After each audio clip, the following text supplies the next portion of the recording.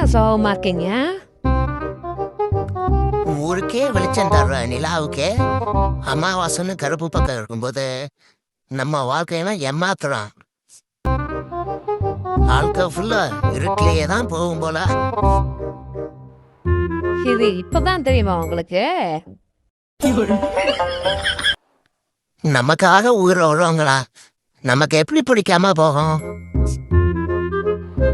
அப்படி யாருங்க உங்களுக்காக உயிரை விட்டது? அப்படி யாரும் உங்களுக்கு ரொம்ப நல்லா பிடிக்குது? சிக்கன், மட்டன், காடை, கௌதாரி, ஃபிஷ்ஷு இதெல்லாம் நமக்காக தானே உயிரை விடுது. அதனால தான் எனக்கு அதை ரொம்ப நல்லா பிடிக்கும்.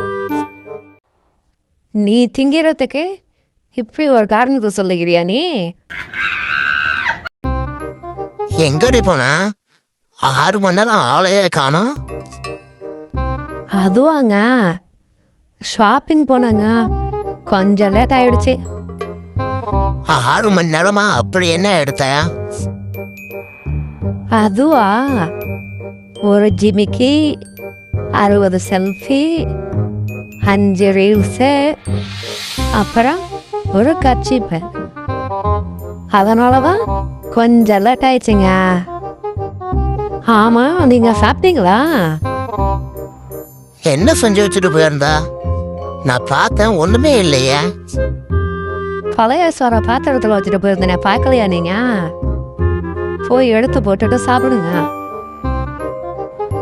அப்படியே அதை சாப்பிட்டு முடிச்ச உடனே எனக்கு போயிட்டு ஒரு பிரியாணி வாங்கிட்டு வந்துடுங்க, ஓகேவா?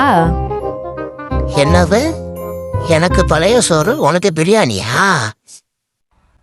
இல்லைங்க, ஷாப்பிங் போயிட்டு வந்தாலும் ஒரே டயர்டாக இருக்கு, பிரியாணி சாப்பிட்டா தான் தெம்பாக இருக்கும். அதனால தான் எனக்கு வாங்கிட்டு வர சொன்னேன். போய் வாங்கிட்டு வந்துடுங்க. என்ன